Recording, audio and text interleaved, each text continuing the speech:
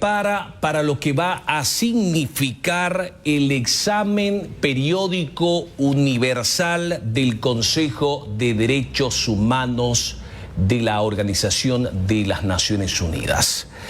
Van a evaluar a Bolivia respecto a su situación en materia de derechos humanos. ¿Cada cuánto, es la pregunta, se evalúa a un país? ¿Cada cuánto Bolivia, por ejemplo, rinde un examen? ¿Es un examen escrito? ¿Es un examen verbal? ¿Qué se hace y ante quién se rinde este examen periódico universal ante las Naciones Unidas? ¿Cuál es la situación de los derechos humanos en Bolivia? Esa tiene la finalidad, o esa es la finalidad de este examen periódico universal que va a rendir Bolivia para tratar de establecer cuál es la situación y cómo se encuentra Bolivia respecto a los derechos humanos en nuestro país. Hemos invitado la noche de este viernes al ministro de Justicia, al doctor César Siles, para hablar un poco respecto a esto que va a significar el examen periódico universal que va a rendir el Estado boliviano ante el Consejo de Derechos Humanos de las Naciones Unidas. Ministro, buenas noches, gracias por atender nuestra invitación. Buenas noches, Juniors. Evidentemente el examen periódico universal es un mecanismo de protección extraconvencional creado por el Consejo de Derechos Humanos de Naciones Unidas. Se lo presenta cada 4 años y medio. Bolivia rindió examen en el 2009, el 2014 y el 2019, y ahora hemos sido convocados para este examen periódico universal el día 21 de enero en Ginebra, Confederación Suiza.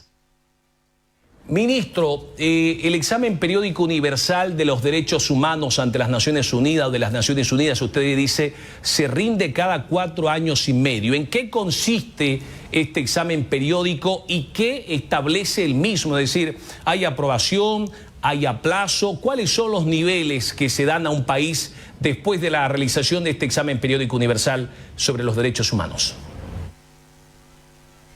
Sí, Junior, parte el examen de las recomendaciones que se emitieron en el último, el 2019, se emitieron 238 recomendaciones.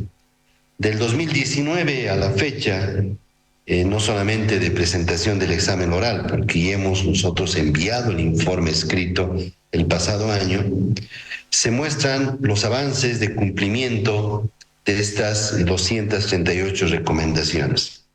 Entendemos nosotros, es el análisis interno que hicimos, corresponderá ya al Consejo de Derechos Humanos calificar que al menos el 80%, un poco más, de las recomendaciones emitidas en 2019 se han cumplido o están en proceso de cumplimiento.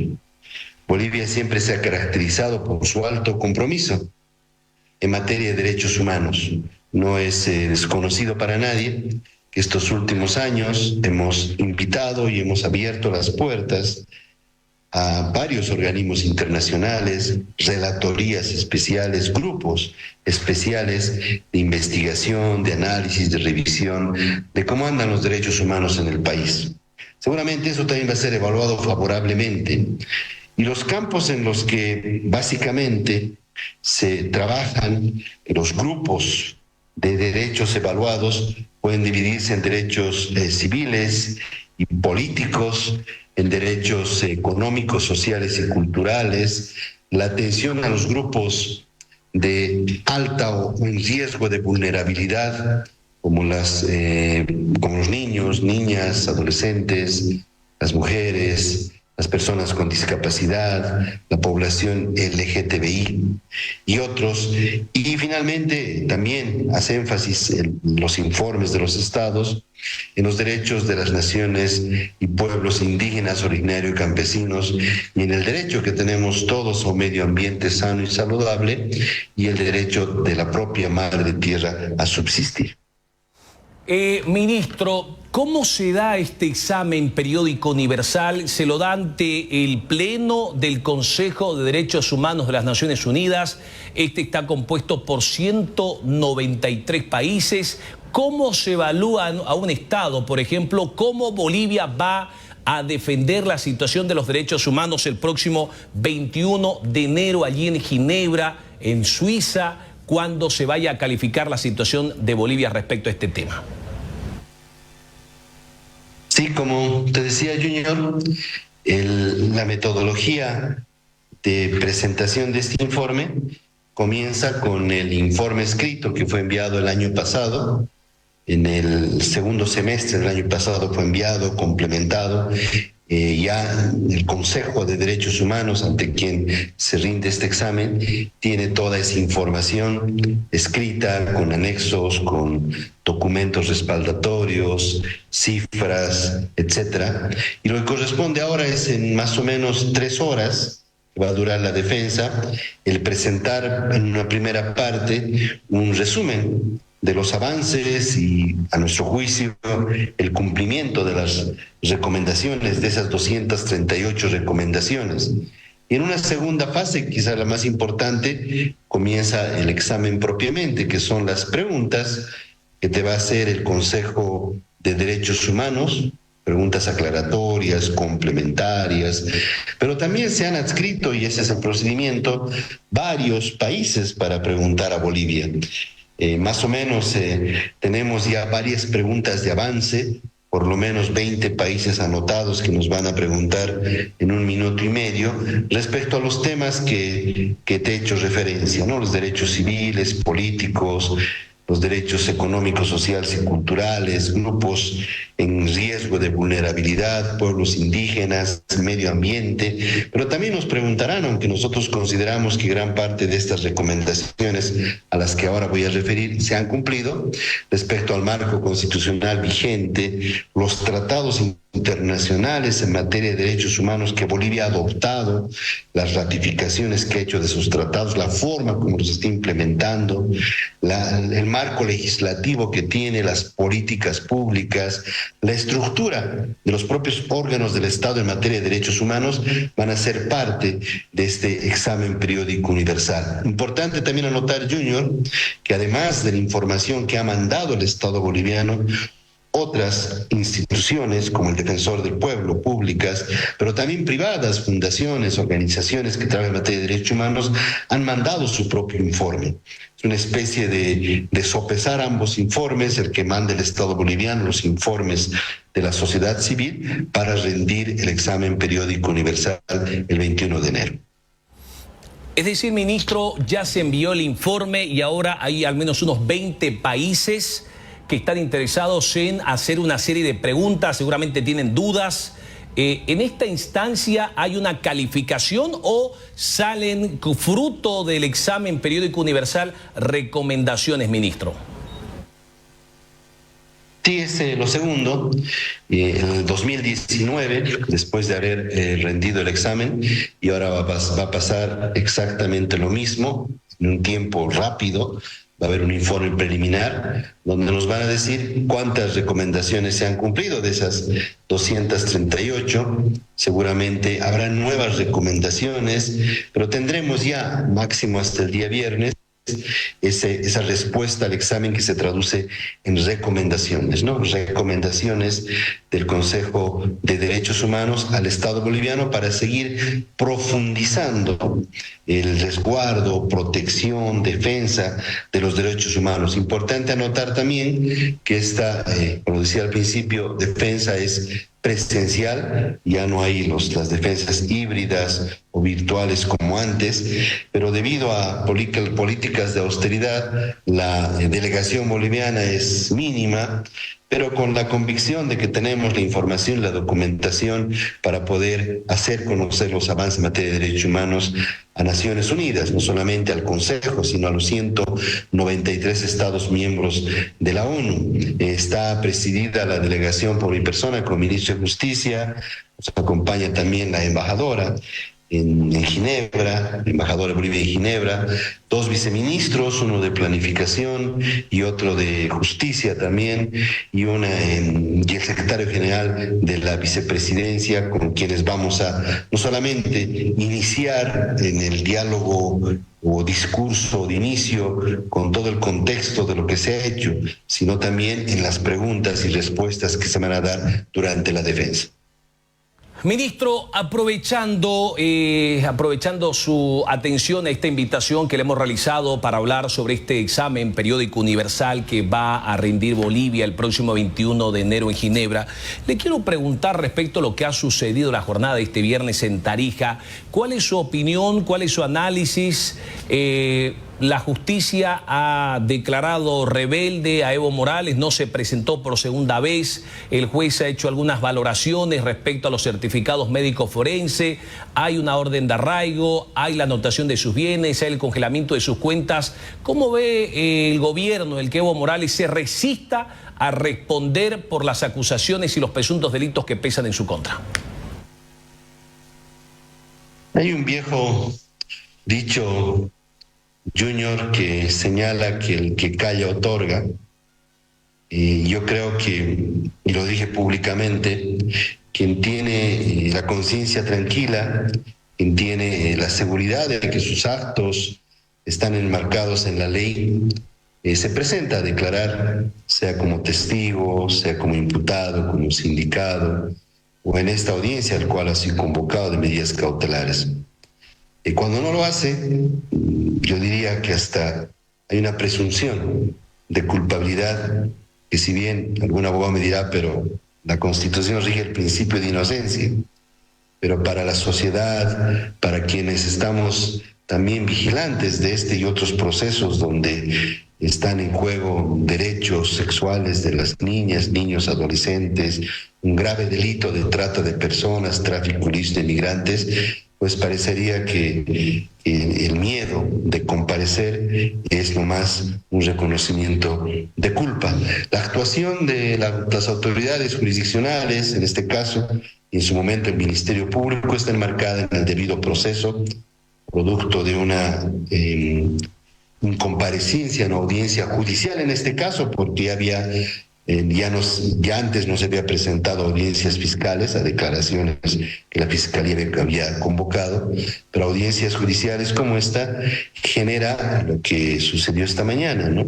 Declaratoria de rebeldía, y la declaratoria de rebeldía, conforme al procedimiento penal, artículos 87 siguientes del Código de Procedimiento Penal, implica el arraigo, implica el mandamiento de aprehensión, implica medidas cautelares de carácter real, implica la búsqueda, incluso internacional, si corresponde, y lo va a pedir el Ministerio Público, y bueno, todos los esfuerzos que pueda hacer la policía boliviana para dar con el paradero del declarado rebelde, quien deberá comparecer en su momento, purgar rebeldía y bueno, someterse al proceso en el estado en que se encuentre.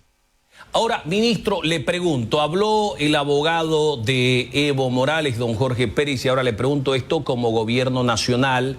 El abogado del expresidente dijo que su defendido es un perseguido político. ¿Es perseguido político Evo Morales como lo pretenda establecer el abogado en cuestión? En ningún código penal del mundo el delito de trata es un delito político.